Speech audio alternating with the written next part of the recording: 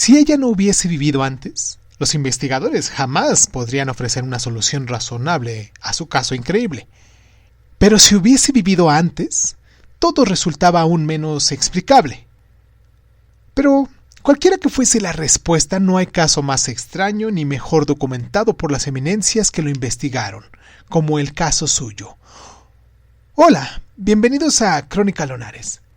Yo soy Irving Sun y en esta ocasión vamos a hablar del caso de Shanti Devi, el enigma viviente. Comenzamos. Cierra los ojos, cierra los ojos, cierra los ojos. Si escuchas que alguien se acerca, no temas. Todo estará bien.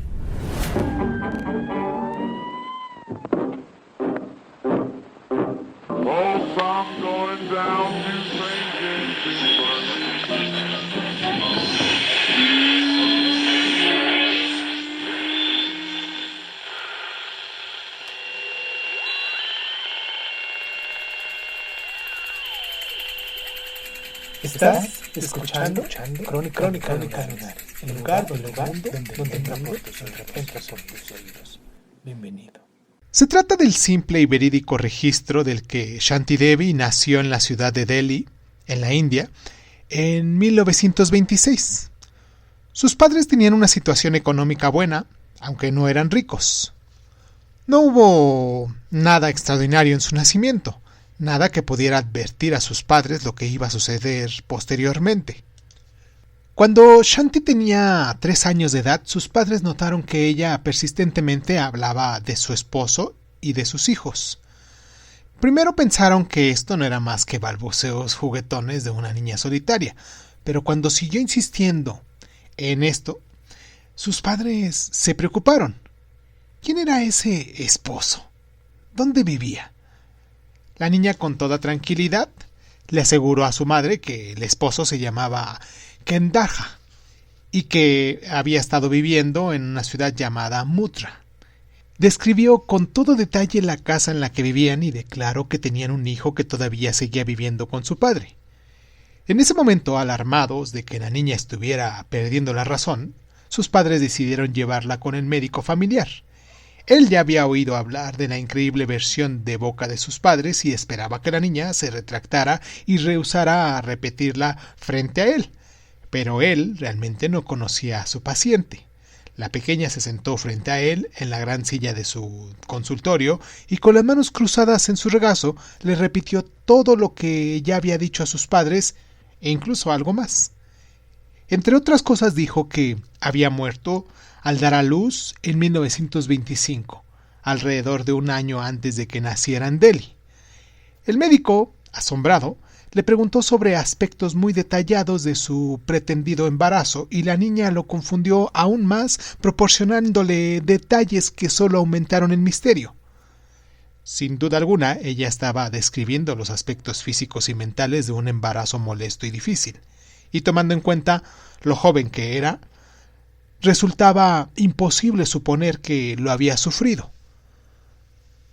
Cuando tenía 7 años de edad, fue interrogada por una simple docena de médicos a los que había dejado totalmente perplejos. A la edad de 8 años, su tío, el profesor Krishan Chand, decidió que había que hacer algo más que limitarse solo a conversar con la niña. ¿Existía realmente un hombre llamado Kendarha en Mutra? ¿Tenía él un hijo y había realmente perdido a su mujer Lutji al dar a luz en 1925? El profesor escribió una carta con estas preguntas y otras más que se relacionaban con el mismo caso y la envió al misterioso Kendarha en Mutra, a la dirección mencionada con tanta frecuencia por Shanti en Delhi. Tal hombre existía y recibió la carta.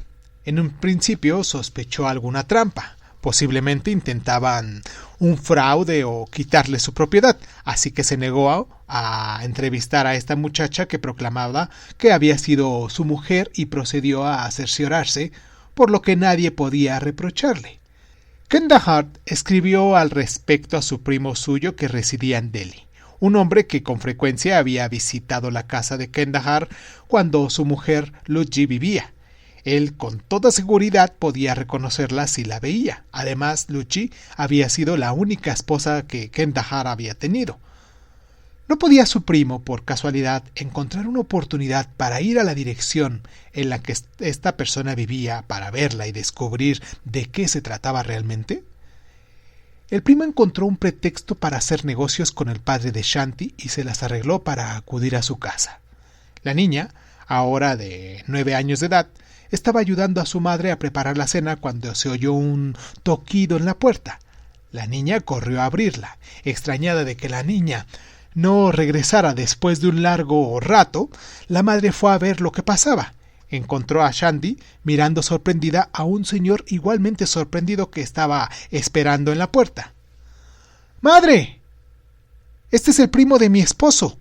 Él también vivía en Muttra, no lejos de la casa donde vivíamos nosotros. Un momento más tarde llegó el padre de Shanti, y el primo contó toda la historia. Él no podía reconocer a la niña, naturalmente, aunque ella con toda seguridad lo había reconocido.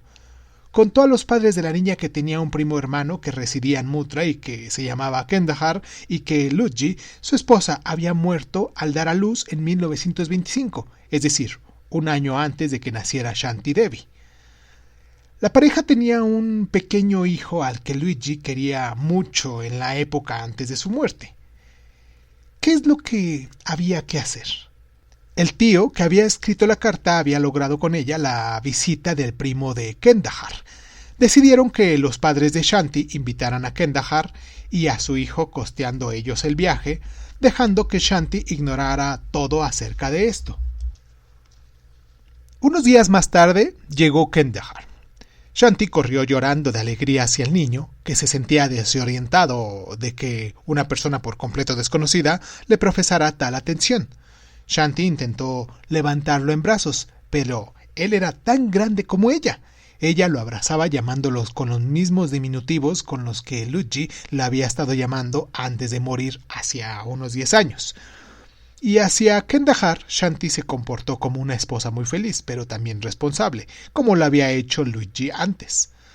Era una experiencia sobrenatural para todos los presentes.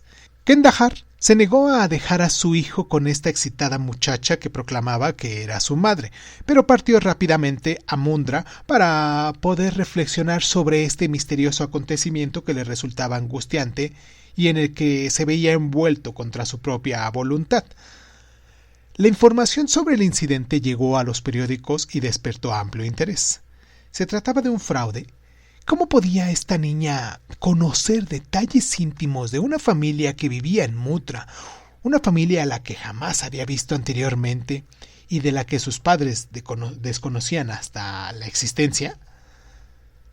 Deshbandhu Gupta, presidente de todos los publicistas asociados a los periódicos de la India y también miembro del Parlamento, se reunió con algunos de sus colegas tanto de los negocios como del gobierno, llegando a la conclusión de que el caso exigía una exhaustiva y cuidadosa investigación. Decidieron que una prueba decisiva sería llevar a la niña a Muttra y dejar que los guiara hasta la casa en la que decía haber vivido y muerto. Acompañados por los padres de Shanti, el señor Gupta, un abogado llamado Tar C. Mathur y otros prominentes científicos y ciudadanos, abordaron el tren para Muttra. Las sorpresas empezaron cuando llegaron a la estación de Muttra. Sin dudar, Shanti identificó a la madre y al hermano de su supuesto esposo. Posteriormente conversó con ellos en el dialecto de la región y no en el hindustani que hablaba en su casa en Delhi. ¿Podía ella encontrar el camino a través de una ciudad en la que se suponía que jamás había estado, hasta una casa en la que afirmaba haber vivido como la esposa de Kandahar? Ella lo intentaría. El grupo tomó un par de carruajes y empezó su camino a través de las calles zigzagueando, siguiendo las instrucciones de la muchacha. 1 o 2 veces pareció confundirse, pero tomándose el tiempo necesario para pensar, escogió el camino correcto y sin discusión llevó el grupo a la casa que declaró reconocer. «Aquí es», les dijo a los investigadores. «Esta es la casa, pero en mis días estaba pintada de amarillo, ahora es blanca». Pero había otro cambio más desde 1925. Kandahar se había cambiado de esa casa y la gente que ahora vivía en ella se negó a dejar entrar a la muchacha y a la multitud que se arremolinaba alrededor de ella. Shanti pidió que la llevaran a la actual residencia de su esposo. Cuando el grupo llegó a ella, inmediatamente reconoció los 2 hijos mayores de Kandahar, pero no al que tenía 10 años de edad y cuyo nacimiento le había costado la vida a Lutji. Después la llevaron a la casa de la madre de Lutji. Shanti inmediatamente reconoció a la mujer de avanzada edad y se lanzó hacia ella llorando y gritando: ¡Madre! ¡Madre!